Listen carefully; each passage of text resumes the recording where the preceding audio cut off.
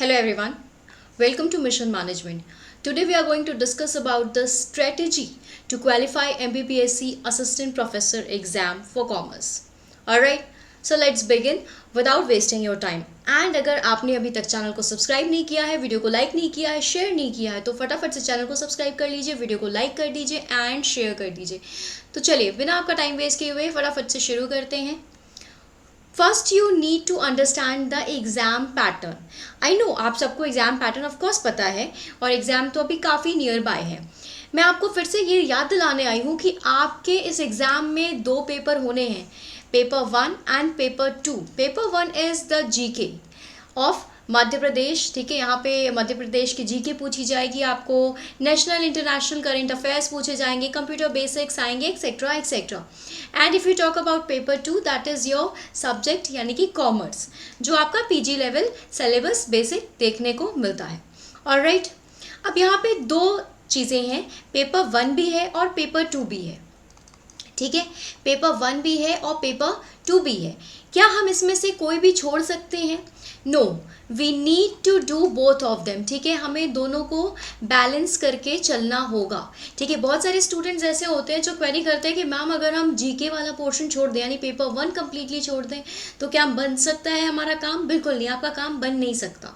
You need to balance both of the papers, alright. And अगर मैं balance की बात कर रही हूँ तो इसका मतलब ये नहीं कि आपकी 50-50 की बात हो रही है, इसका मतलब ये है कि पेपर 1 और पेपर 2 दोनों ही इम्पॉर्टेंट है, बट कौन ज़्यादा इम्पॉर्टेंट है, you need to understand this thing, ठीक है। यानी आपको अपने, मैं बात करूँ अगर आपके टाइम की कि आपको कितना वक्त देना है, तो आप अपना 80% टाइम दीजिए पेपर 2 को यानी कि कॉमर्स को दीजिए, और आपका 20% टाइम जो है वो आपका पेपर 1 के लिए जाना चाहिए, ठीक है। Of course paper 1 is also important, but वहाँ पे हमें ये देखना होगा कि कितना टाइम देने से काम बन जाएगा। तो अगर आप अपने वक्त का, ठीक है, आप अपने जो भी आप स्टडी कर रहे हो 4 to 5 आवर अगर आप स्टडी करते हैं, 5 आवर्स अगर आप स्टडी करते हैं तो अपने 5 आवर का 80% टाइम पेपर 2 को दीजिए एंड 20% टाइम जो है वो पेपर 1 को दीजिए। एंड बोथ आर इम्पॉर्टेंट, ठीक है, both are important, both are important. And remember, आप दोनों में से कोई भी स्किप नहीं कर सकते, alright. Then next thing, solve करना है आपको प्रीवियस ईयर क्वेश्चंस। देखिए पीवाईक्यूज बहुत ही ज़्यादा इंपॉर्टेंट होते हैं हर एग्ज़ाम के लिए, बिल्कुल उसी तरीके से आपको एमपीपीएससी असिस्टेंट प्रोफेसर एग्ज़ाम के पीवाईक्यूज सॉल्व ज़रूर करने चाहिए। Why? Because that help you in understanding कि किस तरह के क्वेश्चंस आ रहे हैं, ठीक है। इसके साथ आप अदर स्टेट के असिस्टेंट प्रोफेसर एग्ज़ाम के पीवाईक्यूज भी ज़रूर सॉल्व करें अगर कर सकते हैं तो। इसके साथ आप टॉपिक वाइज एमसीक्यू सॉल्व करेंगे जिससे आपकी कॉन्सेप्ट बिल्डिंग और ज़्यादा अच्छी होगी, मजबूत होगी और आपकी प्रैक्टिस और इन्हांस हो जाएगी, ठीक है। इसके साथ ही अगर आप पीवाईक्यू करते हैं तो वो कौन से टॉपिक्स हैं जो बार बार पूछे जा रहे हैं, you can find them, alright.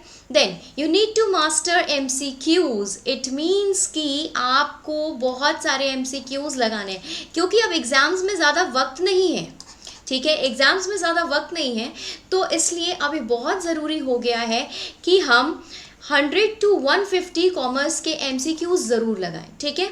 यानी कि अभी मैंने आपको कहा कि 80% टाइम आपको मैंने क्यों बोला है, क्योंकि इसमें आप रिवीजन भी कर रहे होंगे, ठीक है, इसमें आप MCQs भी प्रैक्टिस कर रहे होंगे, इसमें आप PYQs भी कर रहे होंगे। That is why I told you कि 80% टाइम, ठीक है। तो आपको एटलीस्ट 100 to 150 मैं बोल रही हूँ, अगर आप 100 भी कर रहे हैं ना, अगर इफ़ यू आर डूइंग 100 तब भी बहुत अच्छा है, ठीक है।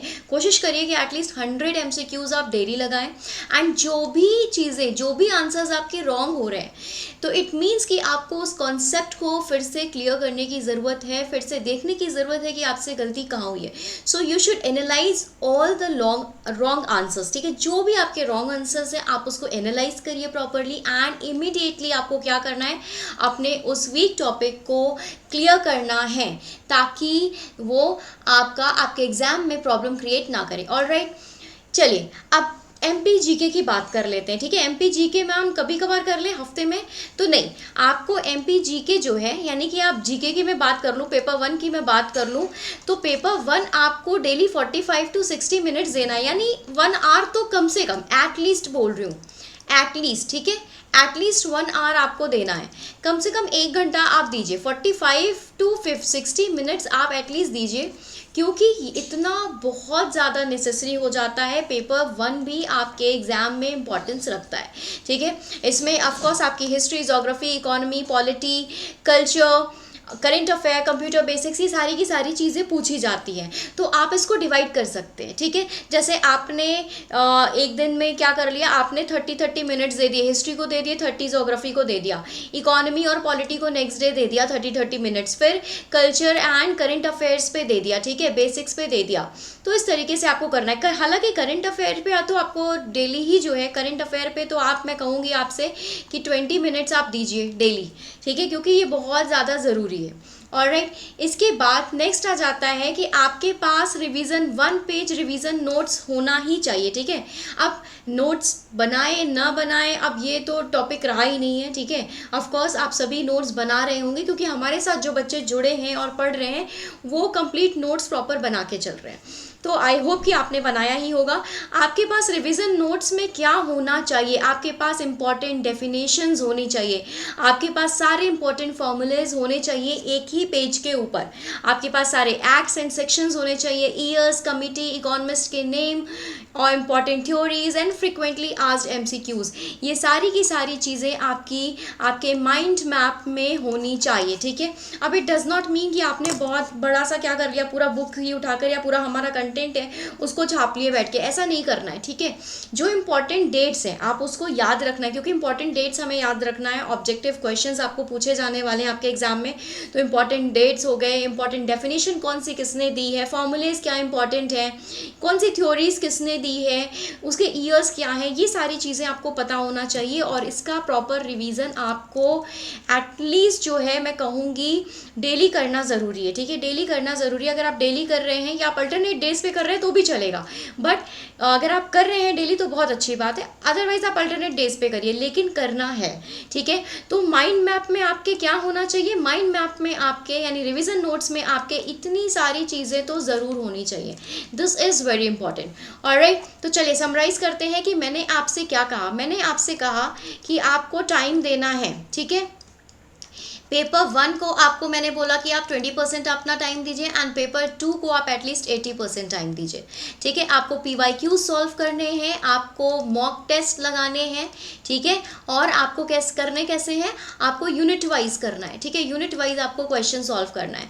एटलीस्ट आपको वीक में एक बार फुल मॉक टेस्ट देना है, ठीक है, फुल मॉक टेस्ट दीजिए ताकि पता चले कि कहाँ पे आप किस तरीके की चीज़ें कर रहे हैं, ठीक है। और ये आप वीकली कर सकते हैं, आप वीक में एक दिन भी करेंगे तो भी चल जाएगा, ठीक है। इसके बाद अपनी गलतियों को एनालाइज करिए, एनालाइज योर मिस्टेक्स, ठीक है। आप एनालाइज करिए कि कहाँ पे गलतियाँ हो गई, ठीक है। हैंड राइटिंग को थोड़ा इग्नोर करिएगा, समटाइम्स ये बहुत बुरी मतलब बन जाती है, बट आई नो कि अंडरस्टैंडिंग है, ठीक है। तो अपनी गलतियों को संभालना है, सुधारना है, ठीक है। क्या करना है, इमीडिएट करेक्शन करना है, इमीडिएट करेक्शन बहुत इंपॉर्टेंट है, इमीडिएट करेक्शन आप करिए जहाँ पे भी आप गलतियाँ कर रहे हैं। ऑलराइट, ठीक है। तो ये सारी की सारी आज की वीडियो में मैंने जो आपसे बात कही है ये आपको करना है, क्योंकि exams are near and you are very fear, है ना, you are having lots of fear. तो इस फियर को भगाने के लिए आपको क्या करना है, बिल्कुल ये चीज़ें करनी है। एग्जाम का टाइम है, ज़्यादा वक्त नहीं है, तो ये सारी स्ट्रेटेजीज जो हैं अगर आप अप्लाई नहीं कर रहे हैं अब तक तो अप्लाई करना शुरू कर दीजिए फॉर योर सक्सेस।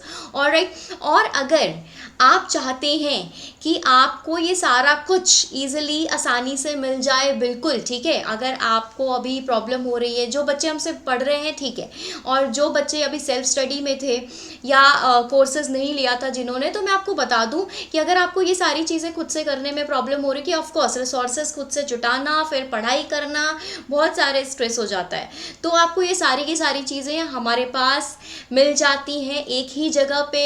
इसके लिए आपको करना क्या है, आपको करना है इस नंबर पे कांटेक्ट, ठीक है, आप इस नंबर पे कांटेक्ट करके हमसे जुड़ सकते हैं और हमारे कोर्सेज के थ्रू अपनी ये पूरी की पूरी प्रॉब्लम को सॉल्व कर सकते हैं।